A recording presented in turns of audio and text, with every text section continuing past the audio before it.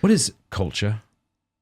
Well, if we're going to evangelize the culture, what's that? I've heard life lived in common as a sort of short way of saying it, but I just got done reading with my seminarians the Leisure as the Basis of Culture, Joseph Pieper's famous book, and he talks about culture based on the cult and that what is it that you worship. So yeah, I think you look at a culture and see what is most common and what is most cherished and what is worshipped in the culture, and that's one of the ways that you can Is that understand. the thing that unites us? Is that the idea? The thing that we worship is the thing that we gather around, or?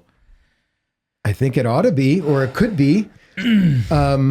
But there can be healthy cultures and unhealthy cultures because it depends what is at the center of your culture. Yeah. Right? Do we have anything at the center of our culture? Do we even have a culture? I don't know. Does America have a culture? Like, what is it?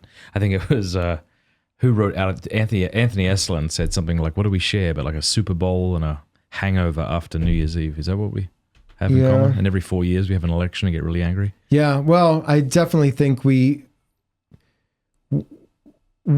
are not theological or philosophical enough, and so it's a lot easier to make politics our religion. I think that in many ways American culture has replaced theology and philosophy with politics. The Democrats and the fake news media want to constantly talk about, oh, President Trump is a convicted felon. Well, you want to know something? The man that I worship is also a convicted felon. If we only get this person in charge, and then it becomes the will to power anyway. So we have to have this person in so we could have it our way. No talk of the common good, no talk of virtue.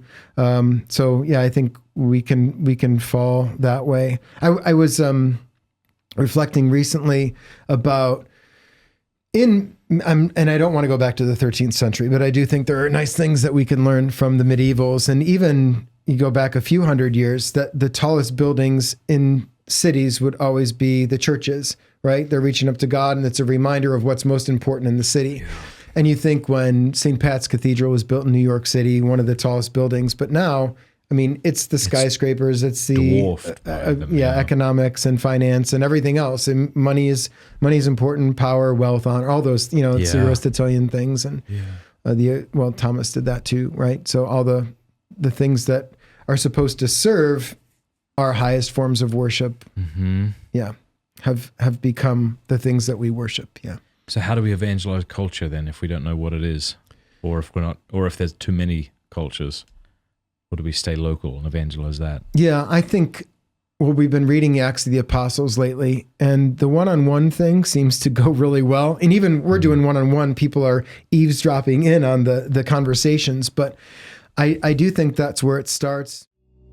Hey, thank you so much for watching. Before you go, do us a favor, leave a comment, let us know what you thought of the video, like, and subscribe.